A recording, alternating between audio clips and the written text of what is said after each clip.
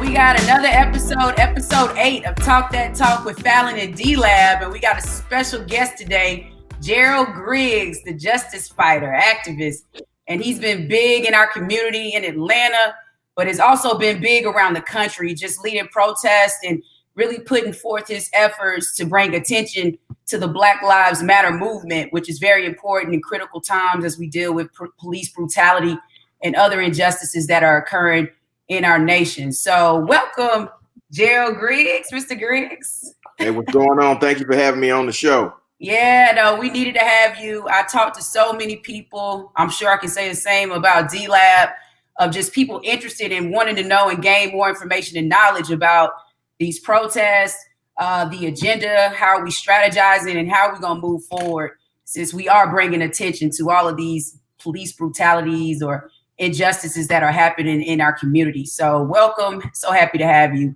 But just want to give you a little background before we bring you in. You're from the A, from Atlanta, Georgia, graduated from Woodward Academy, and then attended Emory University. You were at the Oxford University at Emory, and then went on to finish and get your BA from Emory University, which I applaud for undergraduates. Not too many Blacks are doing that.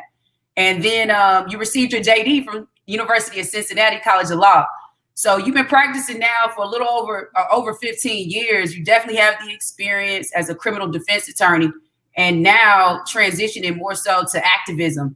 So I think that's just fantastic that you've been able to be on both sides of the arena and seeing the key issues from working on the criminal defense side of what needs to be done and what changes and policies need to be done to help, our Black men, or just, Blacks in general who are incarcerated or get hemmed up on sometimes just trumped up charges. So that's big. But tell us a little bit about, one of the biggest awards you got was from Congressman John Lewis back in 2016 at the Black Caucus Conference. And he awarded you with the Community Activism Award of the Year. So tell us a little bit about that.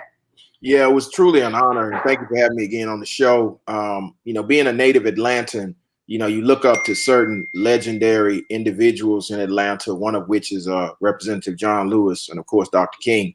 And so we led a march after Alton Sterling and Philando Castile that brought 15,000 to the city of Atlanta. And so he wanted to celebrate the new movement by having and honoring some of the leaders of the new movement. And it was a privilege and an honor to be invited to the Congressional Black Caucus and be given that award, that social justice award. But I've just been trying to continue to push for justice and push for change in the legacy of Dr. King, the legacy of Thurgood Marshall, and of course the legacy of Representative John Lewis. May he rest in peace. He was a mentor. He was a teacher. He was a leader. He was just the gold standard. And so to lose him and another mentor of mine, Dr. C.T. Vivian, within 24-hour period was very trying, but it also re-energized me and many other activists to continue to push for justice and to finish what our ancestors began so long ago. So, obviously, you're speaking of John Lewis and C.T. Vivian, two people that are historians, and two great people that we kind of know from afar. Having the opportunity to speak to them and get mentorship from them, can you give us some insight on just truly what kind of, is the legend real, basically? Yeah, the legend is real. One of the interesting things about Representative Lewis and Dr. Vivian is they were very down to earth. You got to see them from afar and, they were icons. But once you got to know them, they were, some of them were pranksters. Representative Lewis always told the same story about how he got involved in the movement. He wanted to get his library card in Troy, Alabama, and they prevented him from getting a library card. So he led a sit-in. And then he always tells a story about preaching to the chickens. And I remember first time I met him, he was like, let me tell you this story, how I got started, giving speeches. I would preach to these chickens and, they were more attentive than many of the members of Congress. And he would, crack up laughing.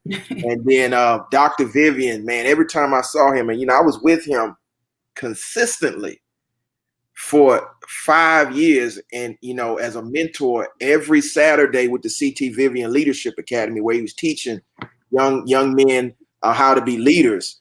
And he was a wealth of knowledge. He was a walking encyclopedia of the movement, whether it was from Peoria, Illinois, or it was the Freedom Rides, or it was organizing in Mississippi and Alabama, and then of course in Atlanta. Just breaking it down. And he was always happy to see the young activists and always reminded them that 12 people changed the course of history. And, he always reminded us, everybody says they marched with Dr. King, but many of them did not. And we needed to understand that this movement has a historical context that goes all the way back to 1619. So, these guys were a wealth of knowledge, very fun to be around, very funny guys, and just very humble and down to earth. Yeah, awesome, that's something we were saying, when we lost both of them, especially with Congressman Lewis. You could just be on the streets. How many people had photographs with him when you just saw it on Instagram? I thought was just an amazing tribute to him and his service for so many years, just helping his community and just helping this nation. So they both of those icons will be sorely missed. For sure. But just tell us a little bit, like, what made you want to get into activism? What made you want to become an activist? Well, growing up in Atlanta, like I said, you grew up in the shadow of Dr. King and Dr. Vivian and Representative Lewis and Reverend Lowry and Julian Bond and so many others that you kind of just drawn to it. So 1999, I was at Emory. They were still flying the Confederate battle flag, and something on the inside said, I got to do something about it. So we led our first sit-in right there in the quad at Emory University and got them to take down the flag. And that kind of launched the journey into activism. And then when I went up to Cincinnati to practice, to go to law school, I was invited to be a part of the Cincinnati Can Commission that was dealing with the racial unrest after police shootings in Cincinnati. That was in 2001. And when I got there, I was like, well, I don't really know anything about, being a full-time activist. But they said, well, we're having these issues and we need people that understand the community and that can get, training on the job. And so on the job, and then I got an opportunity to hear about Reverend Fred Shuttlesworth, who's from Cincinnati, Ohio, and then Judge Nathaniel Jones and guys who were huge in the movement in Ohio. And it just kind of went from there and, on the job training. Mm. So for the layperson, which is me, obviously you guys have a little bit more experience in, activism as well as the court of law. But for just a regular person, what does it mean to be an activist? What can I do if I want to, become more involved? And then how am I going to manage that with my regular life, whether, I have to support myself as well as a regular person. So kind of just you can give us a scope of what all that entails and how I can get involved and how I can do more. Yeah, it's quite simple. If you take the first word in activism is action.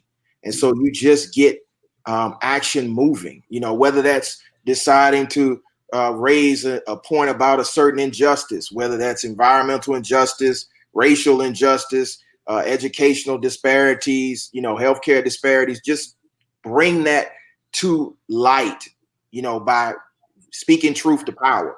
And so for the layperson, it's quite simple. You can do it by going on your social media and raising a question to your followers and starting to organize that way. It could be going to a city council meeting in your off time and raising an issue about the fact that certain schools aren't funded like other schools. It's so many different things. So you can't put activism in a box, because that's one of the things that Dr. Vivian and Representative Lewis said. You just get sick and tired of seeing something that's unjust. And so you have to do something about it. And it's really that simple. So I say for the average person, what injustice feels like. You see it every single day. Speak up about that injustice, and that will be your entrance into the work of activism. Nice. Well said. Yeah, so back in 2018, you did a TEDx talk, which really focuses on, we know the TED Talks usually on a global scale when they have those TED Talks, but this one really deals with local communities and talks with people in those communities to see what type of actions and what type of progression they need to make to move forward. But you were talking about the differences between the civil rights movement and now we're in this social justice movement, this new age. Are they different? And just explain a little bit about what you mean by the two different movements. Okay, so the movement has really shifted. It shifted from civil rights to social justice, but they're the same movement, and we can use the same tactics. We can use the same level of engagement to get the change. And so, having met these legends of the civil rights movement, I wanted people to understand that they were regular people just like us who just got tired. And so, a perfect example, everybody knows about Rosa Parks, but they don't know about Claudette Colvin. And the reason why they don't know about Claudette Colvin is because Claudette did not tell her story about how she started the Montgomery bus boycott. And so when you understand that average people make phenomenal sacrifices to get us to the point where we have certain rights, that's a movement.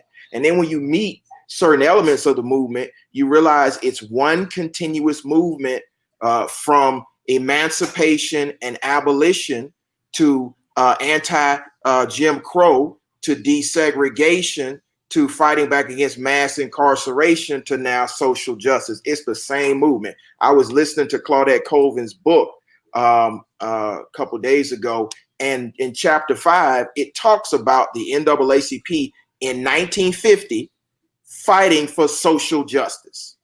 So when you understand the words are interchangeable, it's the same movement. And so common people, Claudette was a 15-year-old high school junior who was sick and tired of injustice. There was a young man who was falsely accused of rape that was in her class, that had been taken out of school, charged with a capital offense, and she got sick and tired of it. So that's why she didn't want to give up her seat on the bus. She was then mentored by the secretary of the NAACP, a seamstress by the name of Rosa Parks. And that sparked Rosa to sit in on the bus, which is what sparked the Montgomery bus boycott in 1954, 1955. Wow. That's pretty powerful. Very insightful. So a question that's really been on my mind and on my heart is, as we start to get back into some sense of normalcy, which we probably shouldn't be, but we are. I mean, it's just a fact of life. People are starting to move forward as if the pandemic is kind of over with. Are the regular everyday distractions going to slow us down in the movement? Because in my personal opinion, and I could be completely wrong, but my personal opinion is the fact that we were at home and had less distractions, whether it be sports, whether it be going out, whether it be work, whether it be your kids doing different things, having to get your kids different places, we were able to sit still and kind of focus on the injustices that were going on and really put our best foot forward to speak on and show everyone that we're not okay with it and we're going to do something about it. As we get back into some sense of normalcy, are you concerned that we might begin to become distracted again? And if so, what can we do to continue to put our best foot forward? I think absolutely not. And people have to remember that the civil rights movement effectively happened for 10 years. And so when you understand the scope of the social justice movement, the Black Lives Matter movement, whatever you want to call it, it really started with Trayvon and has continued to morph. So we're talking 2014, 2012, 2014, you had Mike Brown, 2016, Philando Castile, Alton Sterling, and then, George Floyd, I would consider our Emmett Till moment. No question. The world stopped because you saw it.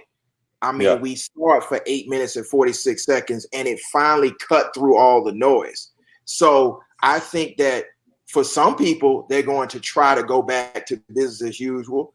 But the blessing of the curse that is the coronavirus is that so many people have been awakened to how to use the new platforms that we will continue this demand for justice regardless of if people fall away. Because again, listening to my mentors, only 15% of the country was supportive of the civil rights movement. It wasn't until over the course of time when they started gathering wins is when everybody else joined. So if you understand that we're really kind of 6.5, 7 years in, because Trayvon kind of woke everybody up.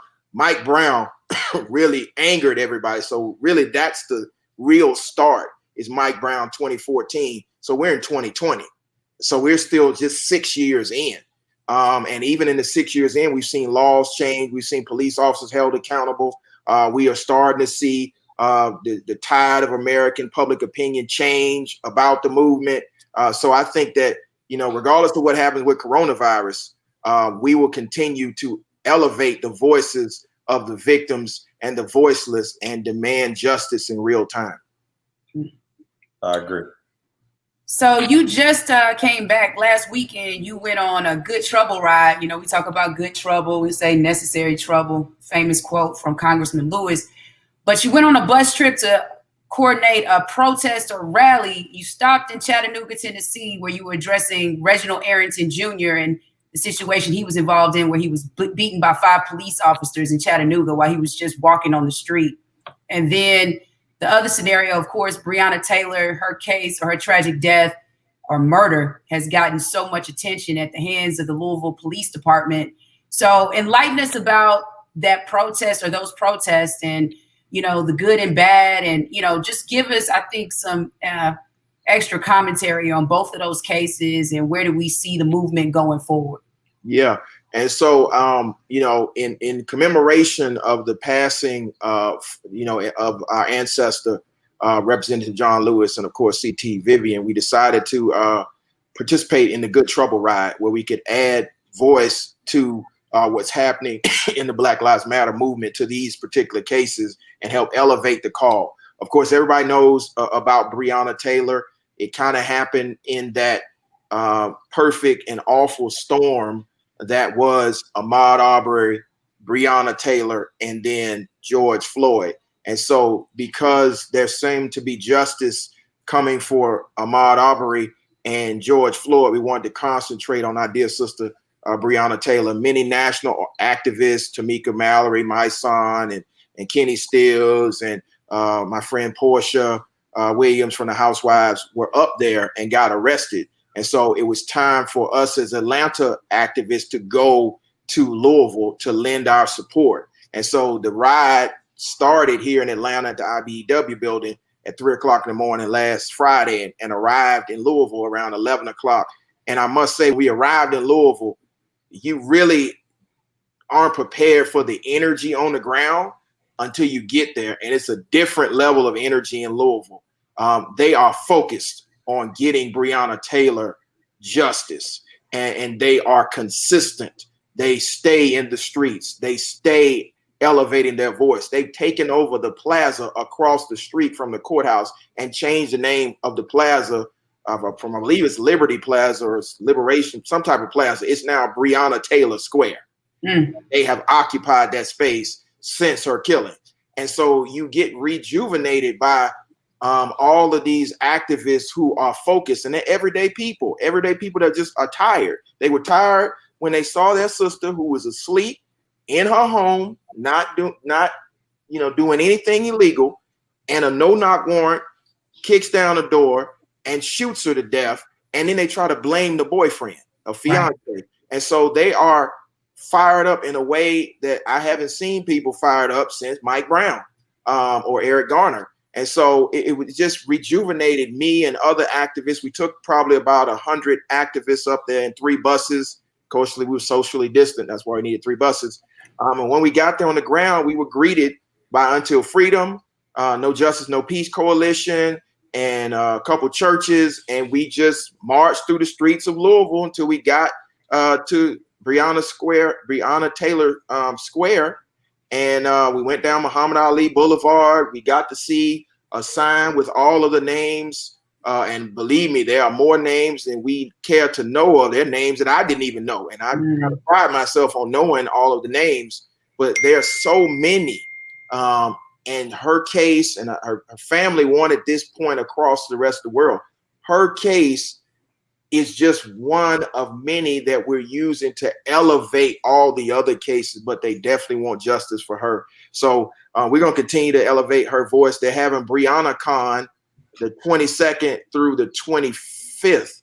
So we're going to go back up there for Breonna Con and continue the activism. And then we left Louisville around 2 o'clock, headed down to Chattanooga, and were present in Chattanooga. There was a small hiccup in Chattanooga. It was supposed to be in the town square, because we were permitted for the town square, but then the mayor moved us from the town square, so we had to go into the neighborhood on the east side of Chattanooga, which was actually better because we were in the community, and just helping to elevate the call for justice in Reginald Arrington. Many people didn't know about his case. Like you said, he was beaten almost to death. He luckily survived, but almost to death by 5 police officers. And that was the first time I'd heard about the case, when we put together a good trouble ride. But the community was out there. There's like 150 people in the community that were waiting on us. They had been waiting for a couple hours because we were a little delayed by traffic.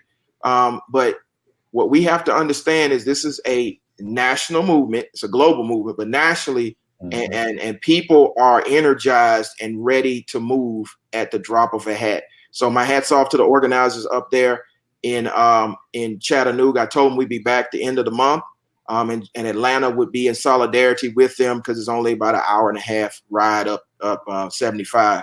So again, I think that Representative Lewis and CT Vivian would be proud of us. We were reminded by the organizers in Chattanooga that both of our native sons, adopted native sons, CT Vivian and Representative Lewis, had spent time in Chattanooga and had helped with the movement there. So it was incumbent upon us to reconnect and continue that movement as we move forward. It's amazing how those guys touch so many lives in so many different places, and they will be forever missed. But I am glad to see that people are following in their footsteps and trying to make their legacy, make them proud. I want to touch base on Arrington's case a little bit because, again, like you just said, which was interesting to me, I was very unfamiliar with it. Did a little research as we prepare for this interview with you, and I did not know about it at all. So it's kind of surprising to me that a man during this time frame, a Black man, was beaten so severely by police, where his shin was severely dislocated, bruises and marks, and dislocated shoulder. And it was videotaped, and you could hear how I don't know if anyone's heard the video, how scared he was when he got in the police car of the other policemen that had beat him, saying that they were trying to kill him and he just wanted to get away from them. It sounded as if he was rather go to jail than be anywhere near those particular police officers. And the scariest thing to me is all 5 police officers are still active right now. No punishment, no pay cut. Still active duty. All 5 gentlemen who have been videotaped brutally beating a man because of a law that says you can only walk on the left side of the street when you get to a certain area of town, which I had never even heard of in my life, and I'm sure most people have not. I'm sure that these streets are walked on that side and people jog, but because he was a Black man who had asked people if they could help him find a certain area, they said he was suspicious. So if you can just touch base on this case, the information you have on it, and kind of on the ground what they're saying and how people are feeling right now. Yeah, on the ground, the people are upset. This is one of many cases that they've had in Chattanooga, and they were happy that now regional activists are starting to get involved, because one of the things you face in these cases is that law enforcement typically puts out a narrative that the press run with, and it's hard to cut through that. So again, like you just said, there's video of this. Mr. Arrington was brutally beaten. None of the officers have been punished at all. And it's very difficult for them to get news coverage outside of Chattanooga because of the initial reports. And this is something we face a lot in a lot of these cases, is that initial narrative that comes out. It's hard to cut through that. Sometimes cases that have videotape are able to cut through that narrative, but this one hasn't. So I would just strongly request people Google the case and see if you can see the video, and then start sharing that video on your platforms to get this case trending so that more people will be aware. Because the problem is people are not aware of what's happening, and it's happening consistently around the country. And if we don't raise awareness through our platforms, then regular media won't cover the case. Yeah, and just speaking about videos, we know in our occupation as criminal defense attorneys, you and I, Gerald, that's so important when you have video in a case. It's so helpful to get the facts of what's going on. But just comparing the two with Reginald Arrington Jr. and then Breonna Taylor's case, that's the one good thing that he has, at least in his case, was video or dash cam footage. Breonna Taylor, these officers entered her home to execute a no-knock search warrant without body cam. So since this has happened, you've seen they've enacted new legislation, well, at least in the city, that all officers have to have body cam on while executing a search warrant. That was, I think, became law on June 11th, or became official. But what are your thoughts about, just this case, and what does justice look like in your opinion for Breonna Taylor? Yeah. And of course, as I said, in Louisville, my condolences go out to her family. But I think justice looks like the police officers being charged and convicted. New laws change, not just on the city level, but for the state and for the country. And for us to fully understand that there is a serious problem in America with police brutality. We've been talking about this since Jimmy Lee Jackson, and that was in the 60s. We've been talking about this back when we dealt with abolitionist movement and the origins of policing. And so now to be in 2020 and for police officers to be executing a no-knock search warrant with no body cam. I mean, body cams were mandated in most jurisdictions after Walter Scott. So for us to really be still having this conversation speaks volumes to the amount of pushback that we're getting at high levels. I hate that this had to happen to Breonna, but the fact that it happened in Kentucky is interesting, considering that Mitch McConnell is the senator from Kentucky. One of the reasons why they're holding up legislation that would counteract this type of conduct by law enforcement. This is not anti-law enforcement. This is pro-justice. We need clear and concise evidence of what's actually happening on the ground so we can hold people accountable to the law. Right. I agree. I want to see if you can shed some light on some of the details on the Breonna Taylor case. So there's a little bit of different stories on each side. Mr. Walker, who is he fiance or boyfriend? I want to make sure I said that correctly. He's a fiance. Okay, so he's a fiance. He alleges that there was a loud knocking on the door, but no one alerted who was knocking on the door. And he also made a 911 call saying that someone kicked our door in and shot my girlfriend, which I think is pretty damning evidence that he would make the call. The police, on the other hand, are saying that even though they had a no-knock warrant, they did knock on the door, which I guess is verified by him as there was a banging on the door. But they are saying that they announced themselves as police before they kicked the door in, and they were introduced to gunfire upon walking in, and that's why they started to shoot. But Brett Hankinson, who is the only officer who has been through the awning and the windows, and that's why he was arrested, because they're just saying that, I guess 10 shots was ridiculous during that time frame to not exactly know what was going on. Why have no other officers been fired, do you think, and no other officers have been arrested? And then also, with the confusion of the case, and I know it's hard to estimate what's going to happen, what do you think is going to eventually happen, and how long will this process take? Yes. And so, this is the difference between Kentucky and Georgia. I think that we have been consistently protesting at a level in Georgia that we've reached the highest levels of law enforcement, that they understand that we're not going to allow you to drag this situation out as long as you want to. And so with Mr. Cameron, the AG in Kentucky, I think now, because of the sustained pressure that's been going on in Breonna's case for, well over 150 days or so, I think he's finally starting to understand that this is not going away, and that activists both from Louisville and from Kentucky and then from the Southeast region are going to continue to convene until you give justice. So I think what's going to happen is at some point he's going to charge those officers. And they're going to be arrested, and there's going to be a trial. I am more akin to believe Breonna Taylor's fiance, because it makes sense that if you did not know who was kicking in your door, you would be in fear and protect yourself, your fiance, and your home against the imminent use of unlawful force. It's not reasonable for the police to use that level of force in a no-knock warrant without making sure that you were at the right place with the right person, and that you had, used all of the available tools to prevent the loss of life. So I'm just very concerned at the response of law enforcement in Kentucky, but I am heartened by the fact that activists are continuing to pressure.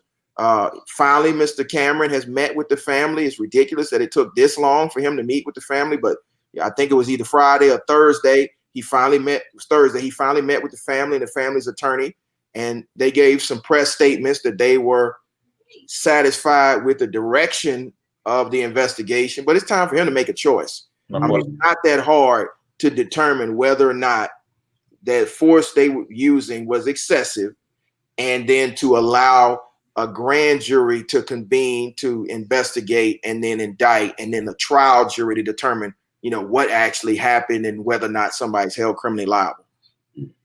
So what I foresee is the process of these officers being arrested and facing trial. Okay. Yeah, and we're gonna have to continue, like you said, just to say her name and even speak and putting up the video, like you just said, about Reginald Arrington Jr. as well, just to bring knowledge to these situations and this police brutality, these actions, officers not being prosecuted, and still just keeping our foot on the gas, because we can't backpedal on this one. It's too serious and too important, I think, on the Black community as a whole, or just individuals as a whole as we move forward. But transitioning a bit, I want to talk a little bit about voter suppression. And we know in this pandemic, dealing with the coronavirus, that's going to be something that is big this year for this November 3rd election. And mail-in voting or absentee ballots are going to be very important. So just give us a little bit about your thoughts of what you think is ongoing with voter suppression and the likes of mail-in voting, where Donald Trump or President Trump is saying that basically, the concern with mail-in voting is fraudulent voting. And we know that is very rare that you get numbers of high fraud when you deal with mail-in voting. I think the major concerns is the Postal Service not having the money or the funds to deliver these absentee ballots to individuals who request them, and getting them back for the election so they can be counted in a timely manner or are counted at all. So what are your thoughts about voter suppression in the mail-in voting situation that Donald Trump is trying to bring attention to? Yeah, I think that we have to make sure we understand the history of suppressing the vote. When you expanded the franchise or the access to the ballot, you started bringing more and more people into the electorate. And, conservatism is a very small population of American citizens. So as you continue to increase the number of people participating, there's a greater chance of the conservative losing power. And so in the Jim Crow era, and then of course in the desegregation era, they were trying to limit access to the polls by poll taxes, literacy tests, getting you to count the number of bubbles in a bar of soap, the number of marbles in a jar, something like that, to trick you. And so now, after the Shelby v. Holder decision, where they gutted the Voting Rights Act, they are now doing the same type of tactics, whether that's exact match with exactly matching your name to your name on your driver's license, the voter rolls, and then purging people, or if you haven't voted in 3 consecutive federal elections, being removed and purged from the rolls, and then now moving polling precincts without notice, and then now saying that voter fraud is a thing and we need to defund the Postal Service to make sure that people aren't fraudulently voting. Let's just call it what it is. You know that you have a slim margin of voters that will vote for you. And so if you decrease the number of voters, it's a higher likelihood that you will win. And that's what's happening. And so we have to call it out at every turn. I myself have already made the pledge. I'm in-person voting. If I got to mask up and wear a bubble suit and go down to the polls on November the 3rd, I will be there. I'm asking everybody else to early vote. There will be early voting locations. Go early vote. I hope that he will not be able to defund the postal system, but you already see him laying the groundwork for voter suppression, and we have to pay attention. And as an African-American community, we have to call it out at every single turn. That's why I'm calling out Kanye West. Mr. West needs to understand that it's not about just China or Russia meddling with the election. It's about distractions being put out there. Mr. West, we don't need you running for president. What we need for you to do is just to make sure people get out to vote. You know, if you see a candidate with your platform, you know, if you want to support Trump, support Trump. If you want to support Biden, support Biden. But you have no place in a presidential election talking about issues that affect the African-American community, because you're clearly not in the African-American community talking about the issues. You're not talking about educational disparities. You're not talking about healthcare disparities. You're not talking about the prison industrial complex. You're not talking about anything except for Harriet Tubman not freeing the slaves. Let's be realistic. Harriet Tubman freed a lot of slaves, and she would have freed a lot more if they had known that they were slaves. So what we're asking for African-Americans to do is to recognize the tricks. They're trying to tell you your vote does not count. And the reason why we know that your vote counts, if your vote didn't count, they wouldn't be trying to suppress your vote as hard as they are. So please don't fall for the banana in the tailpipe. Tell Kanye to focus on music while we focus on mobilizing the vote. And my little piece is, I get off my soapbox, but my little piece is, if everybody can go to the grocery store, if you can go to do different shopping, if you can go out to Walmart, if you can go to Target and wear your mask and socially distance, then I think you can do something that's as important as voting the same way. And if you feel more comfortable going to early voting, which should have less people, then those opportunities will be there. Please do your research. We've stressed multiple times what your options are, but get out as soon as possible and vote. And if you cannot, then you got to vote on the day of, because this thing is real, where they will try to not count your votes, and it's going to be very important. You touched on a lot of different things with Kanye, with the race. Can you touch base a little bit on, your thoughts on Kamala Harris being selected as the vice president candidate with Joe Biden, and then also just kind of confusion in the community about people attacking her, about people attacking Joe Biden, when we have a president who has mishandled and mismanaged a situation worse than anyone in this position ever has, and just all of the unjust and racist things that he has brought to the table. I think that whatever issue you have with Kamala or Joe Biden, it's no way that you can objectively say that the alternative is better. And we have to do what's right to get him out of office so that we can move forward. That's my personal opinion. I want to see what your opinion is as well. Yeah, my opinion is that Donald Trump is a quintessential threat to the American democracy. That's my personal opinion. And I think that regardless of what issues you may have had with the track record of Kamala Harris in the past, she is one of the most qualified individuals to be the vice president of the United States of America. With regard to Joe Biden, if you look at his policy positions, they are becoming more and more progressive and forward-looking for African Americans. And then the alternative is Donald Trump, the person who said we come from shithole countries, the individual that called black NFL players sons of bees, the person that said that in Charlottesville that there were good people on both sides when you had Confederate sympathizers and Nazis marching, telling us that Jews will not replace them. The individual who told you to inject bleach and UV lighting into your body to kill the coronavirus.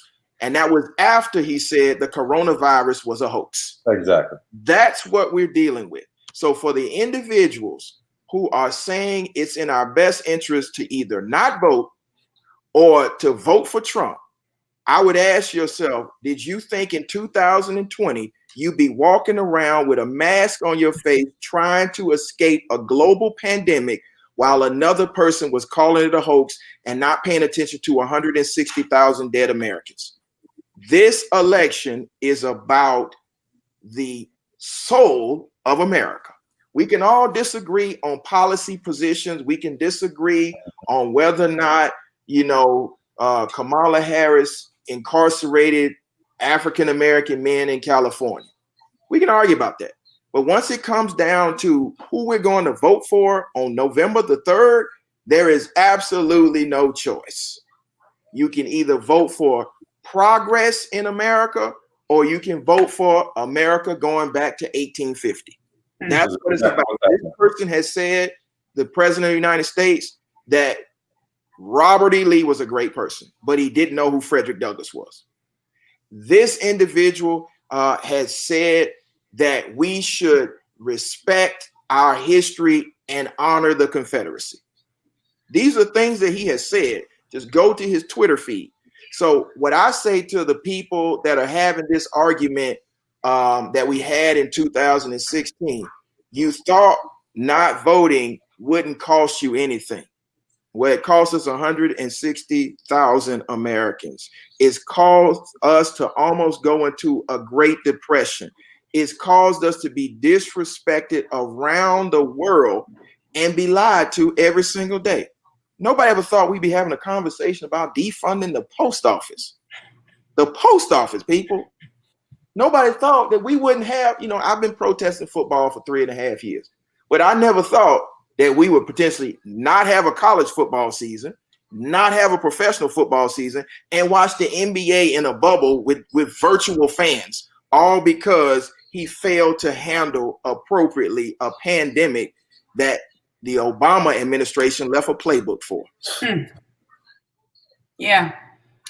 I mean, we say that all the time, and I think people get on social media and see all these different platforms that people just spew out a lot of racism or just bad information. And like we said, with this pandemic, we've been saying it every episode, you got to listen to the scientists, you got to listen to the doctors. But in this situation with this election, like you said, is either you voting for progression or you're voting to go back in time. And that's what we're looking at in 2020. Who would have thought we would be here right now? But this is what it is. And we got to keep fighting to move forward.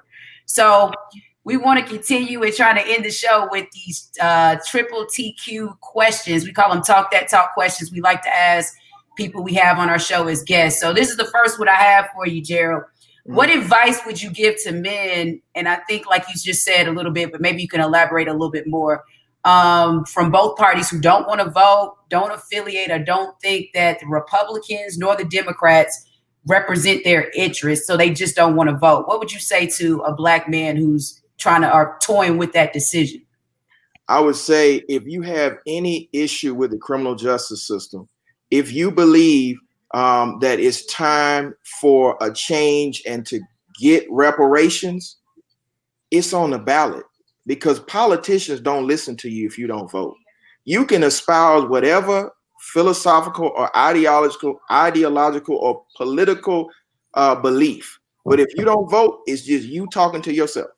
So for my brothers out there, Black women have carried our people for hundreds of years, and particularly for the last 50 to 60 years when it comes to voting. It's time for us to join with our sisters and vote, and then hold the elected officials accountable to their platform. The mistake we made in the past is just vote and not expect anything from our vote. What I'm saying is vote, and then the first day they're in office, hold them accountable every day they're in office, so we get the agenda items that we demand. If you want criminal justice reform, we're going to demand that. If you want reparations, we're going to demand that and hold them accountable. If you want more investment in our community and more educational funding in our community, we can hold them accountable for all of that. But if you don't vote, trust me, I was just at Stone Mountain. I saw a whole lot of people that are going to vote that don't believe that you deserve to be more than 3/5 of a person, and they're alive right now. And trust me, on November the 3rd, they're going to vote. What advice would you give to an aspiring activist?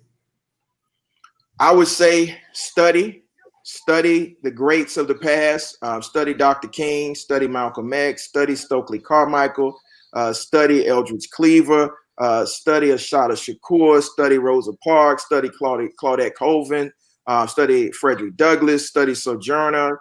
All of these books.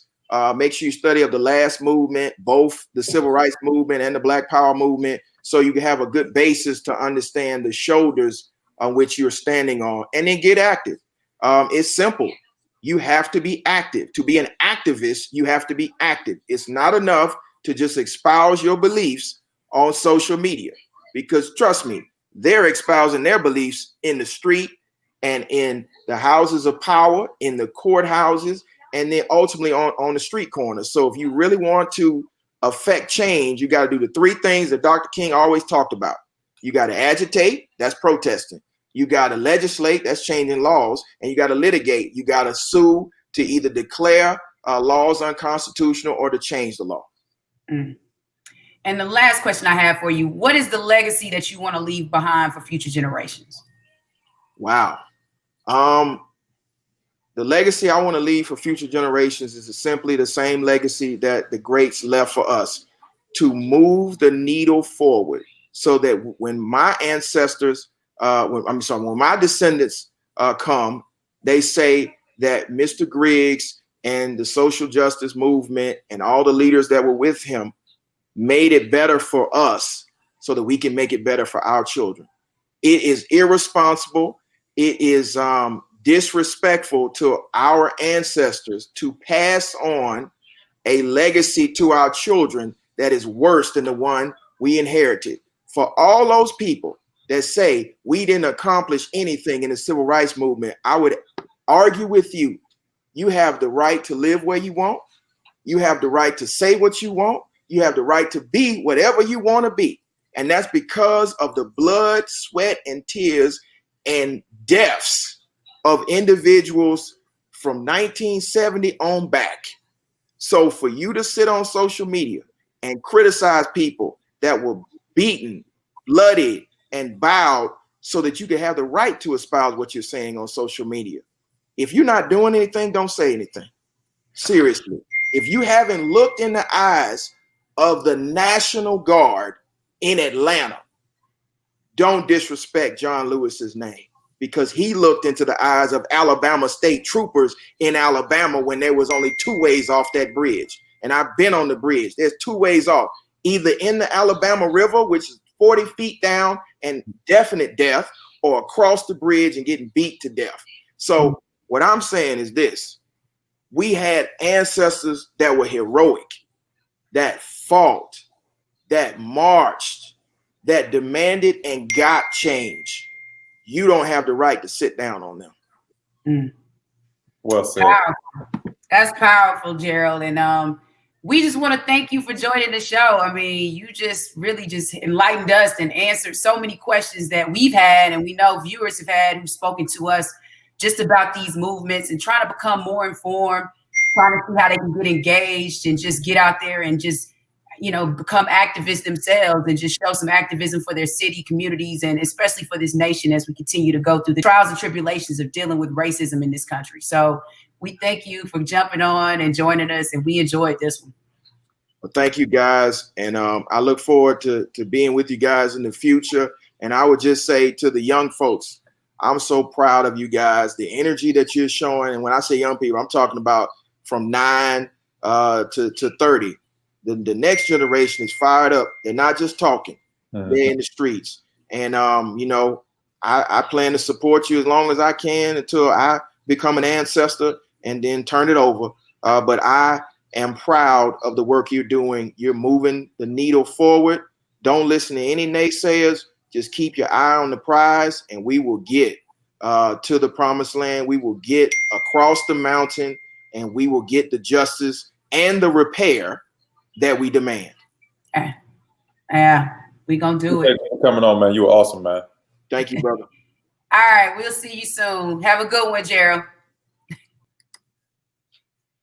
Man, so what an interview that was, DLab. We enjoyed that one. He was great, man. Very knowledgeable, very humble. Had an opportunity to be mentored by two of the greatest human beings to ever live on earth, which I think is a true blessing. And I love the way he's passing it forward, and proud of the young people that are coming up behind him. And I just think he's going to continue to do bigger and better things moving forward. And I'm glad he's on our side.